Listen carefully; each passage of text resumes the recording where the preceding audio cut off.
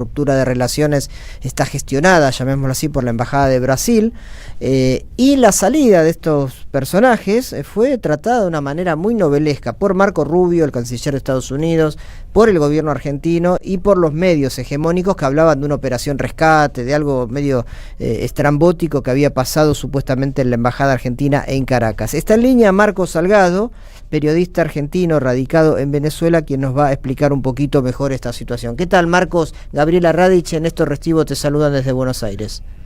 Hola, ¿cómo están? Buenas tardes.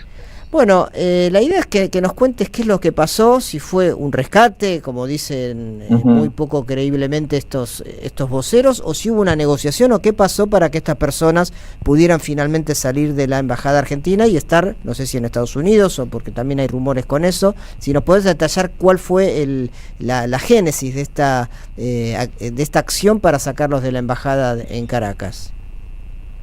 Bueno, todo indica que hubo una negociación.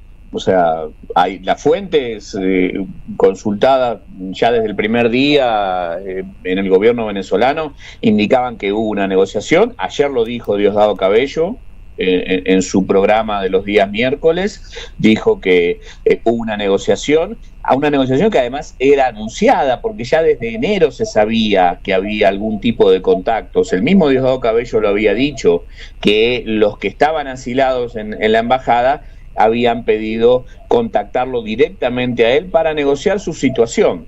Lo que pasó esta semana, aparentemente el día lunes, fue que efectivamente esa negociación concluyó en la salida de los asilados de la residencia de la Embajada Argentina con destino no precisado. Después, atrás de eso, se montó una operación de prensa vinculada a capitalizar políticamente esa salida.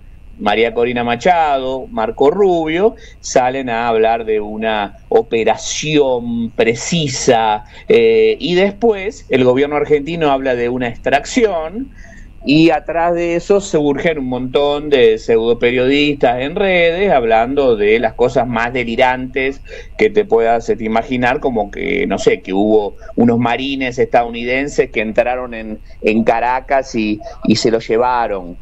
Eso es un delirio.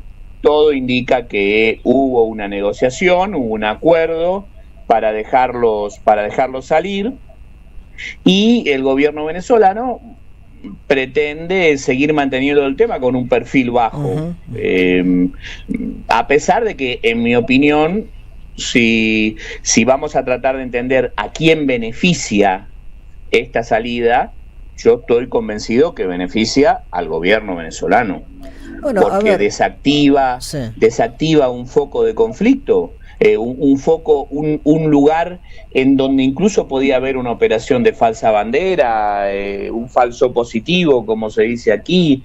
Estamos a 3 semanas, Néstor, de las elecciones legislativas y regionales. Me parece que al gobierno le convenía desactivar esto. Se negoció en ese sentido y después arma esta historia María Corina Machado para tratar de capitalizar un poco políticamente el asunto. Sí, igual, como decís, ¿no? Una especie de show y de narrativa que en todo caso también es una ofensa al gobierno venezolano, a la Argentina de alguna manera y también a Brasil, porque nadie puede pensar que hay un asalto, digamos, de operación encubierto, lo que fuese, como lo quisieron vender, como una especie de casi de película. Por otro lado, me decía alguien que, bueno, vos también lo conocés, pero que estuvo en la Embajada Argentina en Venezuela, que tiene, si me dijo correctamente, tiene a un costado la Embajada de Rusia, al otro costado o cerca la Embajada de Corea del Norte. Digo, es difícil pensar en un operativo como el que imagina Marco Rubio de película y no simplemente una negociación, un salvoconducto para que se fueran estas personas.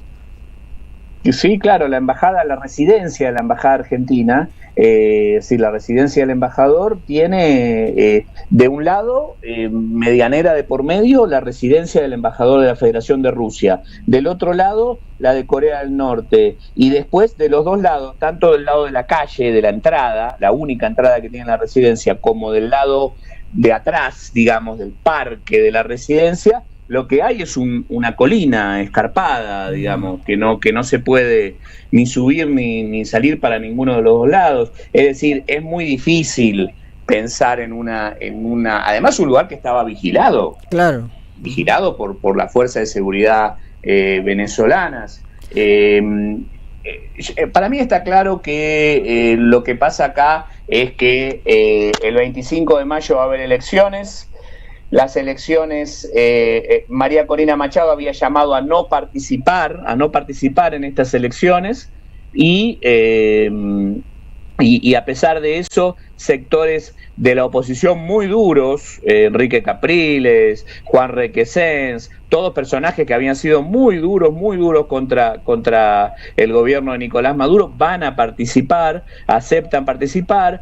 María Corina Machado queda cada vez más afuera del juego y hace una movida con esto que yo te diría que prácticamente ya es una movida desesperada, siempre intentando algo, siempre en la línea de tratar de mostrar que el gobierno venezolano está débil. Sí. Entonces, como está débil, les hacen una operación de extracción y no se dan cuenta. Pero yo te digo una cosa, Néstor, o sea, si uno analiza, si te fijas con detenimiento, qué es lo que han dicho, o mejor dicho, lo que no han dicho los que salieron, no han dicho nada. No han dicho nada, lo único que han hecho es retuitear a Marco Rubio y a María Corina Machado y a Vente Venezuela.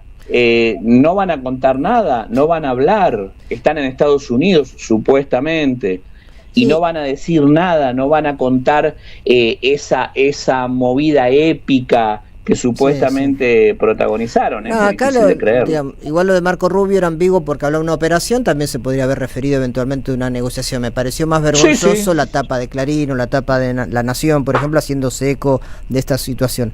Punto y aparte con esta cuestión, nombrás las elecciones del 25 de mayo después de lo que fue la reelección de Nicolás Maduro a nivel nacional. En el caso legislativo, estas elecciones, ¿qué panorama ves en términos de el chavismo y la oposición, posibilidades, cupos que tienen actualmente en la Asamblea Nacional? ¿Qué es lo que está en juego? Bueno, la Asamblea Nacional se renueva por completo, no es como en Argentina que es por mitades la Cámara de Diputados, no, se renueva completa.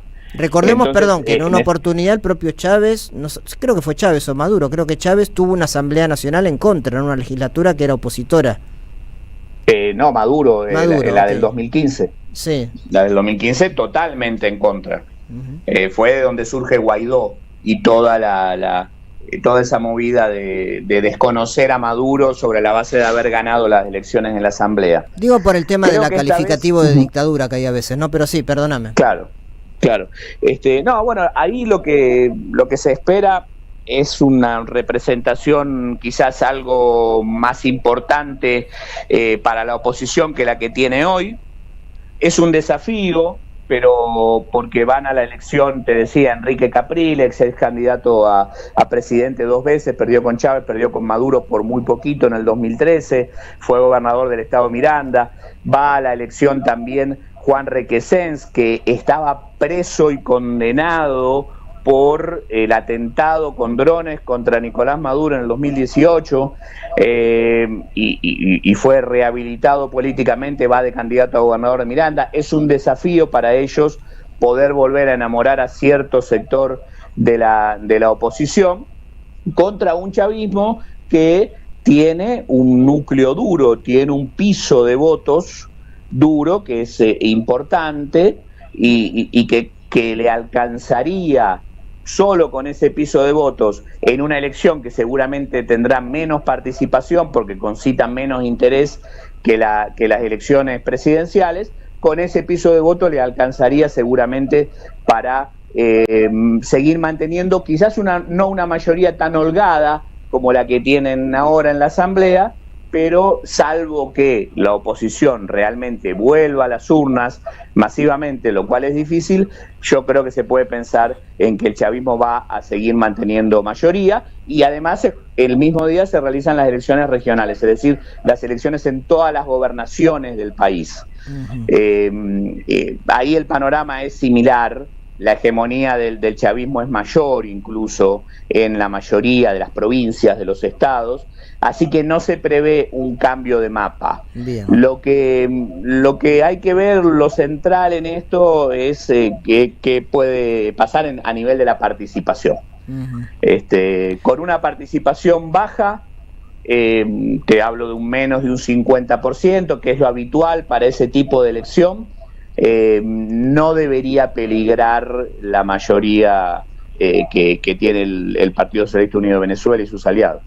Bien, Marcos, seguramente después del 25 de mayo también, o durante esas jornadas, estaremos atentos a lo que sucede en estas elecciones legislativas en Venezuela. Te agradecemos muchísimo, te mandamos un fuerte abrazo. Un abrazo, hasta luego. Marcos Salgado, periodista argentino radicado en Venezuela. Estamos yéndonos, así. De a poquito vamos agarrando las cosas. Todo lo que trajiste lo juntás. Me desplegaste por todos lados, Néstor. Yo también. Pero bueno, nos dejaron acá. Tenemos un par de anuncios. Sí, uno es parroquiales. Ahora, el que esté cerca de la calle Moreno, aquí nomás, al acá 2600, nomás, sí. Moreno 2654, es un auditorio de ATE. Se presenta el libro Nuestra América, Estados Unidos y China, de Gabriel Merino y Leandro Morgenfeld, que son dos investigadores de CLAC.